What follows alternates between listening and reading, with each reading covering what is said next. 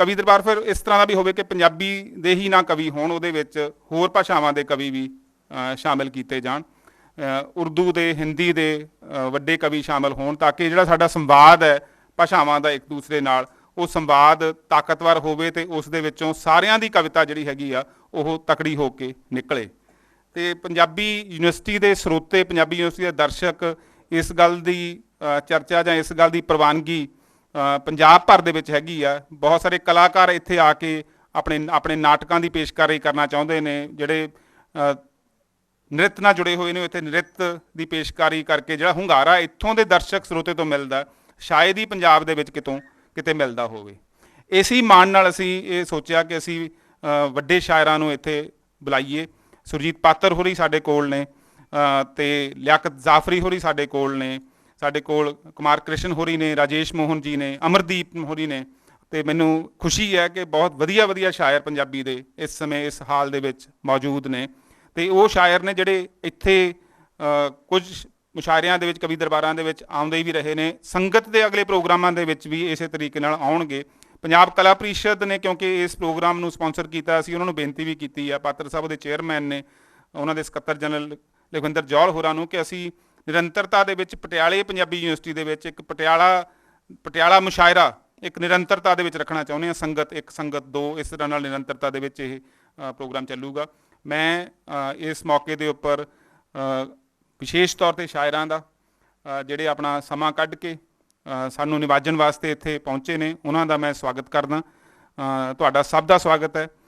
Punjabi university ਦੇ ਵਰਤਮਾਨ ਅਧਿਆਪਕ ਅਤੇ ਸਾਬਕਾ ਅਧਿਆਪਕ ਅਤੇ ਮੇਰੇ ਅਧਿਆਪਕ, ਉਹਨਾਂ ਦਾ, ਵਾਈਸ ਚਾਂਸਲਰ ਸਾਹਿਬ ਦਾ, ਪੰਜਾਬੀ ਵਿਭਾਗ ਦੇ ਅਧਿਆਪਕਾਂ ਦਾ, ਅਤੇ ਤੁਹਾਡਾ ਸਭ ਦਾ, ਜਿਹੜੇ ਵੱਖ-ਵੱਖ ਵਿਭਾਗਾਂ ਤੋਂ ਵਿਦਿਆਰਥੀ ਆਏ ਨੇ, ਤੁਹਾਡਾ ਸਾਰਿਆਂ ਦਾ ਬਹੁਤ ਸਵਾਗਤ। ਅਤੇ ਮੈਨੂੰ ਪੂਰੀ ਉਮੀਦ ਹੈ ਕਿ ਤੁਸੀਂ ਇਸ ਮੁਸ਼ਾਇਰੇ ਦੇ ਨਾਲ ਰੱਜ ਕੇ ਵੀ ਜਾਓਗੇ ਅਤੇ ਹੋਰ ਭੁੱਖ ਵੀ ਮਹਿਸੂਸ ਕਰੋਗੇ। ਬਹੁਤ ਸ਼ੁਕਰੀਆ। ਕਵਿਤਾ ਦੀ ਜ਼ਿੰਦਗੀ ਵਿੱਚ ਕੀ ਜ਼ਰੂਰਤ ਪੈਂਦੀ ਹੈ? ਮੈਂ ਫਿਰ ਨਵਤੇਜ ਭਾਰਤੀ ਹੋਰਾਂ ਦੀ ਇੱਕ ਕਵਿਤਾ ਵਿੱਚੋਂ ਹੀ ਹਵਾਲਾ ਦਿੰਦਾ ਕਿ ਉਹਨਾਂ ਨੇ ਕਿਹਾ ਕਿ ਯਥਾਰਥ ਦੀ ਪਕੜ ਬੰਦੇ ਉੱਤੇ ਇੰਨੀ ਪੀਡੀ ਹੁੰਦੀ ਹੈ ਕਿ ਉਹਦੇ ਵਿੱਚੋਂ ਨਿਕਲਣਾ ਬਹੁਤ ਮੁਸ਼ਕਿਲ ਹੁੰਦਾ ਹੈ। ਜਿਵੇਂ ਕਿਸੇ ਬੋਟ ਦੇ ਆਲ੍ਹਣੇ ਵਿੱਚ ਜਦੋਂ ਉਹਦੇ ਪਰ ਨਿਕਲਦੇ ਪਹਿਲੇ, ਤਾਂ ਉਹਨੂੰ ਆਲ੍ਹਣੇ ਵਿੱਚੋਂ ਬਾਹਰ ਸੁੱਟਣ ਲਈ ਪਹਿਲਾ ਧੱਕਾ ਕਵਿਤਾ ਦਿੰਦੀ ਹੈ। ਇਸ ਤਰ੍ਹਾਂ ਕਵਿਤਾ ਤੁਹਾਨੂੰ ਆਜ਼ਾਦ ਕਰਦੀ ਹੈ, ਕਵਿਤਾ ਤੁਹਾਨੂੰ ਰੌਸ਼ਨ ਕਰਦੀ ਹੈ, ਕਵਿਤਾ ਤੁਹਾਡਾ ਰਾਹ ਬਣਾਉਂਦੀ ਹੈ, ਅਤੇ ਕਵਿਤਾ ਉਹ ਬਹੁਤ ਕੁਛ ਕਰਦੀ ਹੈ ਜਿਹੜਾ ਕਵਿਤਾ ਦੇ ਵਿੱਚੋਂ ਪੜ੍ਹਦਿਆਂ, ਸੁਣਦਿਆਂ, ਮਾਣਦਿਆਂ ਹੋਇਆਂ ਤੁਸੀਂ ਮਹਿਸੂਸ ਕਰਦੇ ਹੋ। ਤਾਂ ਅੱਜ ਅਸੀਂ ਇਸ ਕਵੀ ਦਰਬਾਰ ਦੇ ਸਭ ਤੋਂ ਤਾਜ਼ਾ ਕਵੀ, ਸਭ ਤੋਂ ਛੋਟੀ ਉਮਰ ਦੇ ਕਵੀ ਆਮੀਨ ਅਮਤੋਜ ਤੋਂ ਸ਼ੁਰੂ ਕਰਾਂਗੇ। ਮੈਂ आमीन अमतोज ਨੂੰ ਬੇਨਤੀ ਕਰਦਾ ਕਿ ਉਹ ਆਪਣੀਆਂ ਨਜ਼ਮਾਂ ਸਾਡੇ ਨਾਲ ਸਾਂਝੀਆਂ ਕਰਨ। मैं तेरे लिए खुशनुमा नज़्म लिखूंगा, नहीं बरतूंगा शब्दों के बनावट में कोताही, नहीं लगाऊंगा भटके हुए अश्कों पर मनाही, अगर गिर जाए ज़िंदगी के हरफों पर स्याही, कुछ पन्ने तेरे लिए अलग से बचा कर रखूंगा। वाह, ये क्या हो रहा है और क्या होना चाहिए था, सूना पड़ा घर ये भरा भरा होना चाहिए था, सारा का सारा अंबर गमज़दा होना चाहिए था, तेरे मेरे दरमियाँ कोई रास्ता होना चाहिए था। कोई बुरी आदत हमारी अच्छी लगने लगे तो मान लेना यहीं कहीं आसपास हूँ मैं, यूं तो मरने की कोशिश करूँगा लेकिन ज़िंदा रहा तो समझ लेना बहुत उदास हूँ मैं। कि कही जाती हैं बहुत सी अनचाही बातें, नशे में हुआ तो ज़रा कम लिखूँगा, सब झूठ लिख कर रवाना कर दिए हैं घर को, अब गम हुआ तो गम को गम लिखूँगा। मैं तेरे लिए खुशनुमा नज़्म लिखूँगा, नहीं करूँगा ख्वाबों के जेब खर्च में कंजूसी, जाहिर करूँगा तुझसे दूर होने की मायूसी, गर कोई पराया हमसाया बन भी जाए दो पल, खतों में तुझे ही अपना हमदम लिखूँगा। कि बन जाती हैं शाखें ज़रा ज़रा पास आते हैं, तेरे उंगलियों के किनारों पर भटकते रहते हैं, ये मिलने बिछड़ने की सियासत है बहुत बड़ी सरदर्दी, मेरे हाथ तेरे हाथों को ही ढूंढते रहते हैं। तेरी आँखों का ठहराव है जैसे लंबे रस्तों पर आराम घर, कोई थका हारा मुसाफिर देखे तो वहीं रुक जाए, तेरे गालों के हिलकोरे हैं शहर का सबसे सुंदर चौराहा, यहाँ से तबस्सुम खरीदूं तो सारा बाजार ही बिक जाए। मैं बहुत अच्छा। मैं दर बदर भटक कर आऊँगा तेरे दर पर, तो हिज्र के आंसुओं में हमारी तस्वीर रखना, पहचानने में ना आए कोई भी दिक्कत, जैसा अब हूँ वैसा बिल्कुल वैसा ही दिखूँगा। मैं तेरे लिए खुशनुमा नज़्म लिखूँगा, कुछ पन्ने तेरे लिए अलग से बचा कर रखूँगा। गम हुआ तो गम को गम लिखूँगा, जैसा अब हूँ बिल्कुल वैसा ही दिखूँगा। ख़तों में तुझे ही अपना हमदम लिखूँगा, मैं तेरे लिए खुशनुमा नज़्म लिखूँगा। ਜਦੋਂ ਮੈਂ ਆਮੀਨ ਵਰਗੇ ਹੋਣਹਾਰ ਕਵੀ ਦੀਆਂ ਕਵਿਤਾ ਦੀਆਂ ਸਤਰਾਂ ਤੇ ਉਹਨਾਂ ਦੀ ਚਿਣਤੀ ਨੂੰ ਸੁਣ ਰਿਹਾ ਸੀ ਤੇ ਮੈਨੂੰ ਰੂਸ ਦੀ ਕਵਿਤਰੀ ਵੇਰਾ ਪਾਵਲੋਵਾ ਦੀ ਡਾਇਰੀ ਦੀਆਂ ਇੱਕ ਸਤਰ ਯਾਦ ਆਈ ਕਿ ਉਹ ਕਹਿੰਦੀ ਕਿ ਮੈਂ ਆਪਣੀ ਨਜ਼ਮ ਦੇ ਵਿੱਚ ਆਪਣੇ ਵਾਕਾਂ ਦੇ ਅੰਦਰ ਆਪਣੇ ਸ਼ਬਦਾਂ ਨੂੰ ਇਸ ਤਰ੍ਹਾਂ ਚੁਣ ਕੇ ਟਿਕਾਉਣੀ ਆ ਜਿਵੇਂ ਹਵਾਈ ਸਫ਼ਰ ਲਈ ਜਾਣ ਲੱਗਿਆਂ ਸੂਟਕੇਸ ਤਿਆਰ ਕਰੀਦਾ। ਉਹਦੇ ਵਿੱਚ ਸਭ ਤੋਂ ਨਵੀਆਂ, ਸਭ ਤੋਂ ਜ਼ਰੂਰੀ, ਸਭ ਤੋਂ ਹਲਕੀਆਂ ਤੇ ਸਭ ਤੋਂ ਆਕਰਸ਼ਕ ਚੀਜ਼ਾਂ ਰੱਖੀ ਦੀਆਂ। ਤਾਂ ਆਮੀਨ ਦੀ ਇਸ ਕਵਿਤਾ ਰਾਹੀਂ ਜਿਹੜੇ ਇਸ ਪੂਰੇ ਦੇ ਪੂਰੇ ਪੂਰ ਨੂੰ ਅਸੀਂ ਸੁਣਾਂਗੇ, ਉਹ ਸਾਰੇ ਦੇ ਸਾਰੇ ਕਵੀ ਸ਼ਬਦਾਂ ਨੂੰ ਇਸ ਤਰ੍ਹਾਂ ਟਿਕਾ ਕੇ, ਸ਼ਬਦਾਂ ਨੂੰ ਇਸ ਤਰ੍ਹਾਂ ਸੰਵਾਰ ਕੇ ਵਾਕਾਂ ਰਾਹੀਂ ਪੇਸ਼ ਕਰਦੇ ਨੇ ਤੇ ਇਸ ਮੁਸ਼ਾਇਰੇ ਦੀ ਸਿਖਰ ਸੁਰਜੀਤ ਪਾਤਰ ਤੱਕ ਜਾਂਦਿਆਂ ਅਸੀਂ ਇਹਦੇ ਬਹੁਤ ਸਾਰੇ ਰੰਗ ਵੇਖਾਂਗੇ।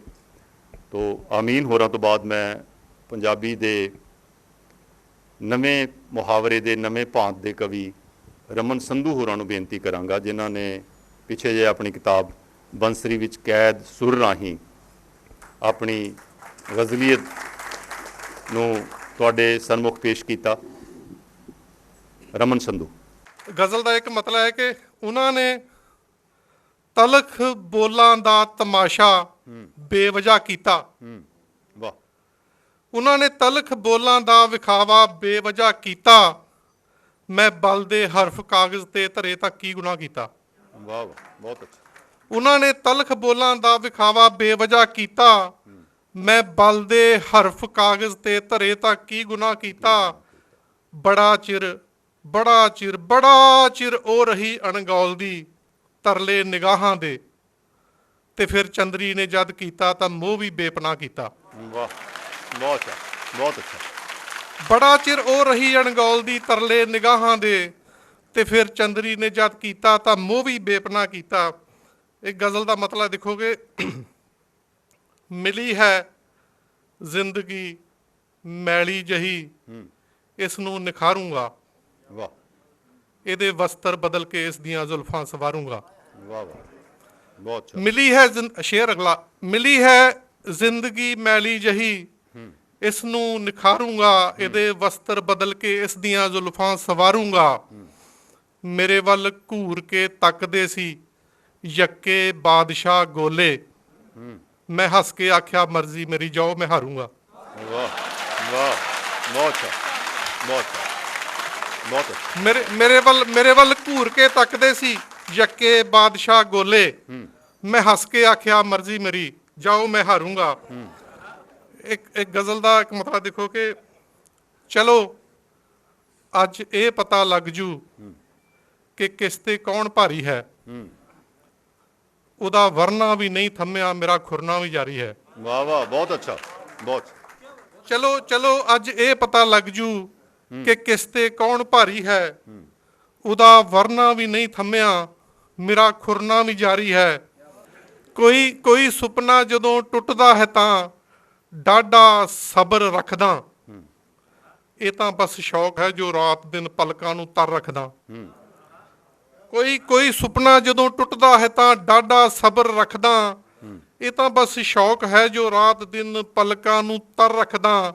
ਤੁਸੀਂ ਹੈਰਾਨ ਨਾ ਹੋਇਓ ਅਗਰ ਮੈਂ ਹੋ ਗਿਆ ਸ਼ਾਇਰ, ਮੈਂ ਹਰ ਇੱਕ ਦਰਦ ਨੂੰ ਲਫ਼ਜ਼ਾਂ 'ਚ ਢਾਲਣ ਦਾ ਹੁਨਰ ਰੱਖਦਾ। ਬਹੁਤ ਅੱਛਾ, ਬਹੁਤ ਅੱਛਾ। ਤੁਸੀਂ ਹੈਰਾਨ ਨਾ ਹੋਇਓ ਅਗਰ ਮੈਂ ਹੋ ਗਿਆ ਸ਼ਾਇਰ, ਮੈਂ ਹਰ ਇੱਕ ਦਰਦ ਨੂੰ ਲਫ਼ਜ਼ਾਂ 'ਚ ਢਾਲਣ ਦਾ ਹੁਨਰ ਰੱਖਦਾ। ਪਤਾ ਨਹੀਂ ਬੇਬਸੀ ਹੈ ਜਾਂ ਮੇਰੀ ਪਰਵਾਜ਼ ਦੀ ਹੱਦ ਹੈ, ਇਹ ਜੋ ਮੈਂ ਛੱਤ ਤੇ ਚਿਪਕਾ ਕੇ ਇੱਕ ਅੰਬਰ ਨੂੰ ਘਰ ਰੱਖਦਾ। ਬਹੁਤ ਅੱਛਾ, ਬਹੁਤ। ਪਤਾ ਨਹੀਂ ਬੇਬਸੀ ਹੈ ਜਾਂ ਮੇਰੀ ਪਰਵਾਜ਼ ਦੀ ਹੱਦ ਹੈ, ਇਹ ਜੋ ਮੈਂ ਛੱਤ ਤੇ ਚਿਪਕਾ ਕੇ ਇੱਕ ਅੰਬਰ ਨੂੰ ਘਰ ਰੱਖਦਾ। ਸ਼ਮਾ ਦੀ ਰੌਸ਼ਨੀ ਉੱਤੇ ਹੀ ਤੋਮਤ ਠੀਕ ਨਹੀਂ ਹੁੰਦੀ, ਸ਼ਮਾ ਦੀ ਰੌਸ਼ਨੀ ਉੱਤੇ ਹੀ ਤੋਮਤ ਠੀਕ ਨਹੀਂ ਹੁੰਦੀ ਕਿ ਸੂਰਜ ਦੀ ਪਹੁੰਚ ਵੀ ਹਰ ਹਨੇਰੇ ਤੀਕ ਨਹੀਂ ਹੁੰਦੀ। ਬਹੁਤ ਅੱਛਾ, ਬਹੁਤ ਵਧੀਆ। ਜਦੋਂ ਉਹ ਹੋਣ ਤੇ ਆਵੇ ਤਾਂ ਆਪਣੇ ਆਪ ਹੋ ਜਾਵੇ। ਮੁਹੱਬਤ ਕਰਨ ਦੀ ਕਿਧਰੇ ਕੋਈ ਤਕਨੀਕ ਨਹੀਂ ਹੁੰਦੀ। ਮੁਕਾ ਕੇ ਕੰਮ ਨਿਤ ਸੋਚਾਂ ਕਿ ਛੇਤੀ ਘਰ ਚਲਾ ਜਾਵਾਂ, ਮਗਰ ਜਦ ਘਰ ਪਹੁੰਚਦਾ ਤਾਂ ਕਿਸੇ ਨੂੰ ਉਡੀਕ ਨਹੀਂ ਹੁੰਦੀ। 2-3 ਸ਼ੇਰ ਹੋ ਰਿਹਾ ਕਿ ਇਬਾਦਤ ਵੇਖ ਕੇ ਮੇਰੀ ਖੁਦਾ ਨੇ 4 ਵਰ ਦਿੱਤੇ।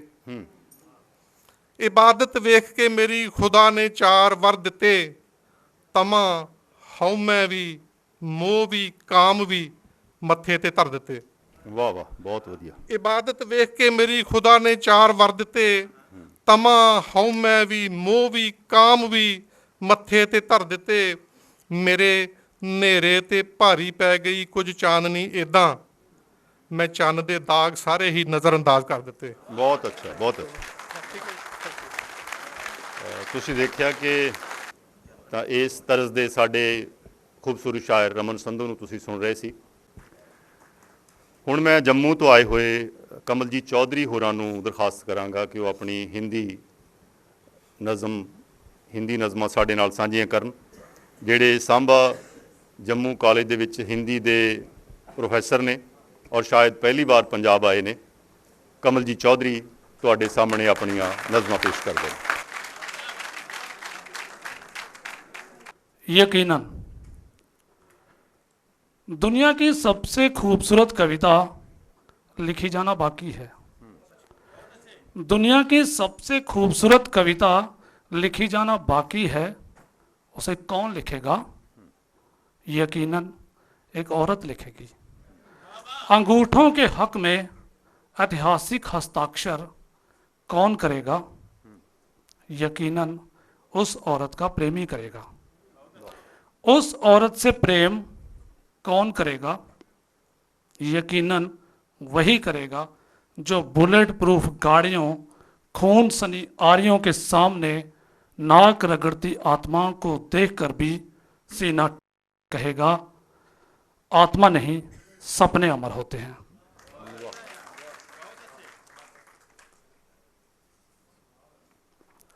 छोटे बड़े,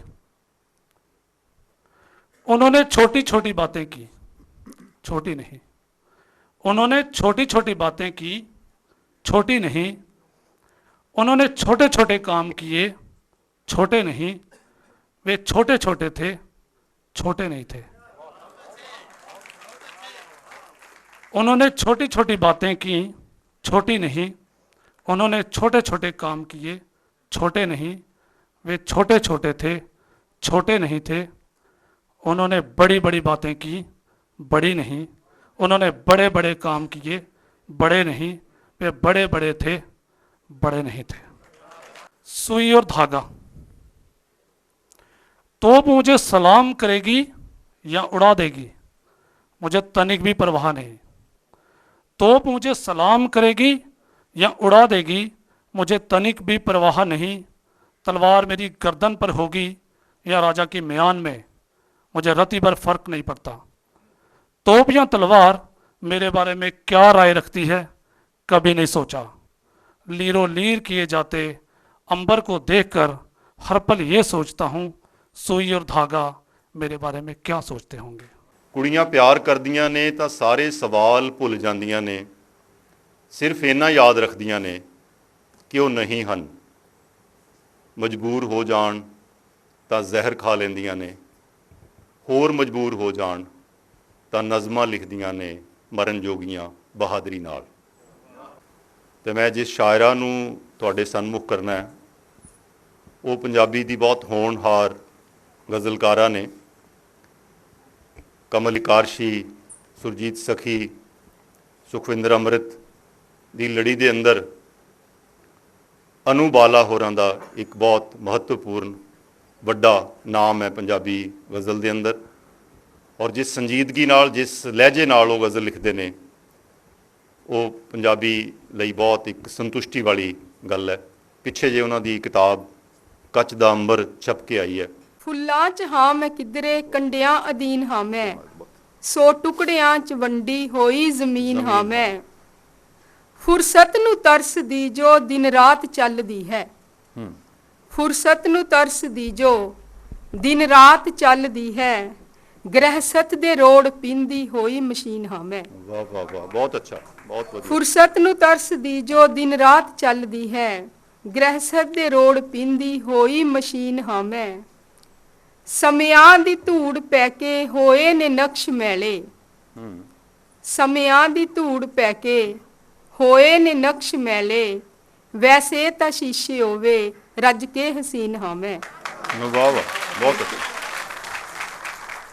ਸਮਿਆਂ ਦੀ ਧੂੜ ਪੈ ਕੇ ਹੋਏ ਨੇ ਨਕਸ਼ ਮੈਲੇ। ਵੈਸੇ ਤਾਂ ਸ਼ੀਸ਼ੇ ਹੋਵੇ ਰੱਜ ਕੇ ਹਸੀਨ ਹਾਂ ਮੈਂ। ਉਹਨਾਂ ਨੂੰ ਕੀ ਪਤਾ ਜੋ ਪੈਰਨ ਹੀ ਪਰਖਦੇ ਨੇ।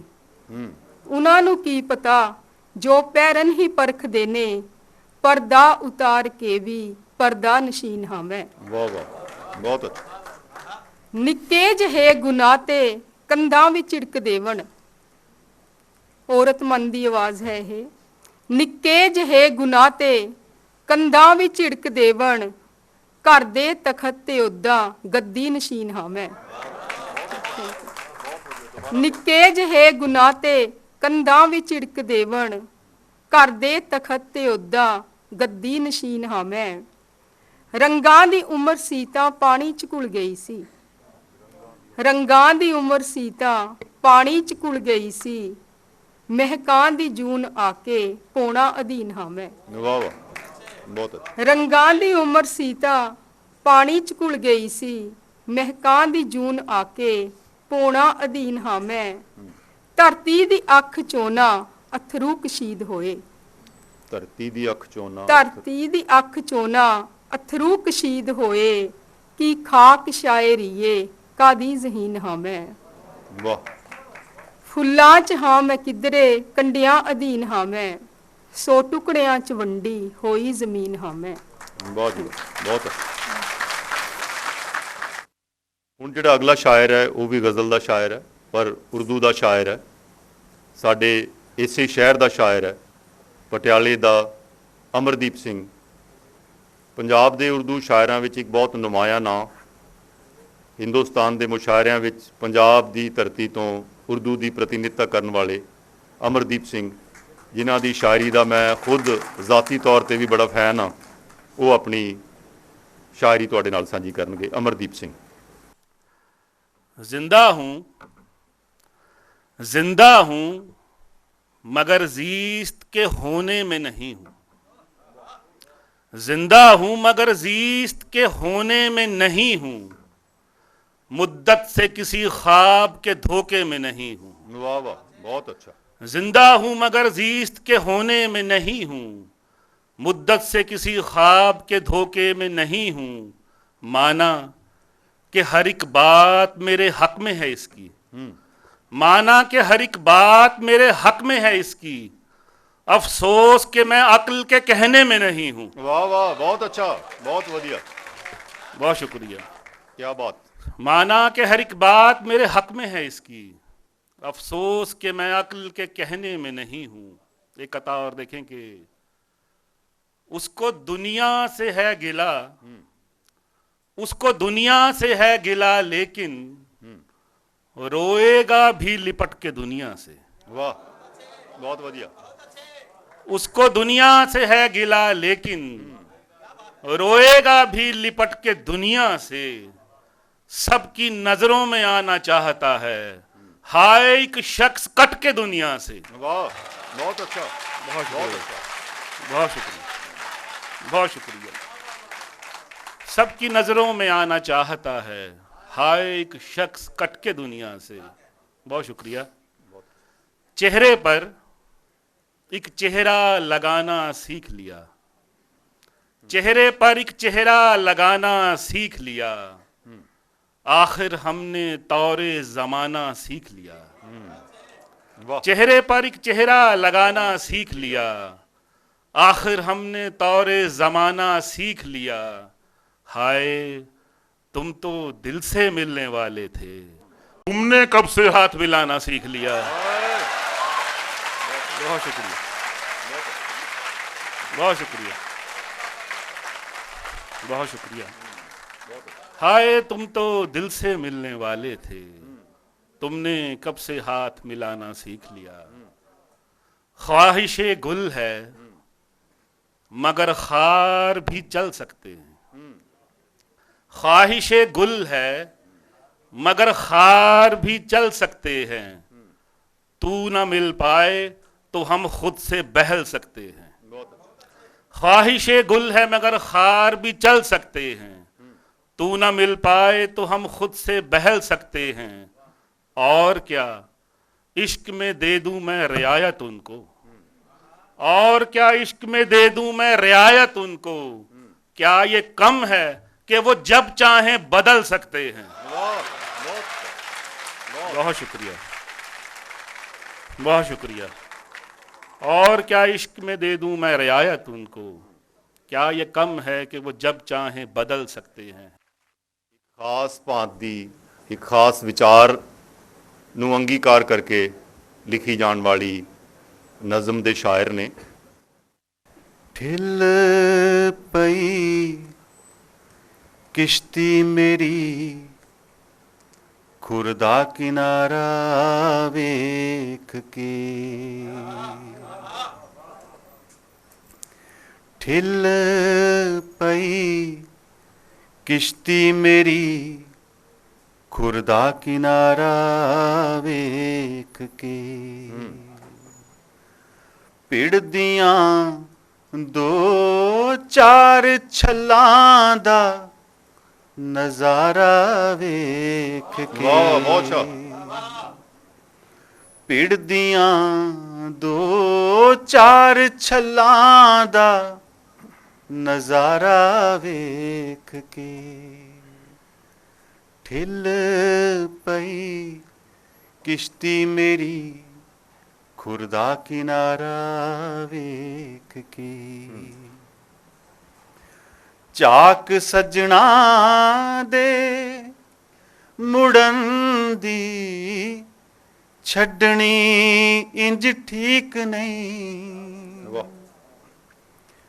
ਝਾਕ ਸੱਜਣਾ ਦੇ ਮੁੜਨ ਦੀ ਛੱਡਣੀ ਇੰਜ ਠੀਕ ਨਹੀਂ।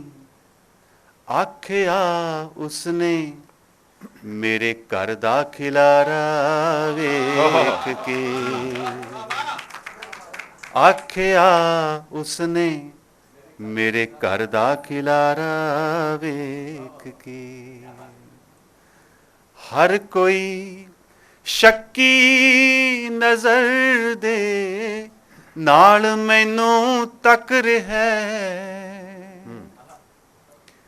ਹਰ ਕੋਈ ਸ਼ੱਕੀ ਨਜ਼ਰ ਦੇ ਨਾਲ ਮੈਨੂੰ ਤੱਕ ਰਿਹਾ। ਸੱਜਣਾ ਬਾਝੋਂ ਮੇਰਾ ਹੁੰਦਾ ਗੁਜ਼ਾਰਾ ਵੇਖ ਕੇ। ਸੱਜਣਾ ਬਾਝੋਂ ਮੇਰਾ ਹੁੰਦਾ ਗੁਜ਼ਾਰਾ ਵੇਖ ਕੇ। ਸੱਚ ਨੇ ਸ਼ੀਸ਼ੇ 'ਚ ਕਈ ਕਈ ਵਾਰ ਖੁਦ ਨੂੰ ਵੇਖਿਆ। ਸੱਚ ਨੇ ਸ਼ੀਸ਼ੇ 'ਚ ਕਈ ਕਈ ਵਾਰ ਖੁਦ ਨੂੰ ਵੇਖਿਆ। ਕੂੜ ਨੂੰ ਹਰ ਪਾਸਿਓਂ ਮਿਲਦਾ ਹੁੰਗਾਰਾ ਵੇਖ ਕੇ। ਢਿੱਲ ਪਈ ਕਿਸ਼ਤੀ ਮੇਰੀ ਖੁਰਦਾ ਕਿਨਾਰਾ ਵੇਖ ਕੇ। ਭਿੜਦੀਆਂ ਦੋ ਚਾਰ ਛੱਲਾਂ ਦਾ ਨਜ਼ਾਰਾ ਵੇਖ ਕੇ। ਢਿੱਲ ਪਈ ਕਿਸ਼ਤੀ ਮੇਰੀ ਖੁਰਦਾ ਕਿਨਾਰਾ ਵੇਖ ਕੇ।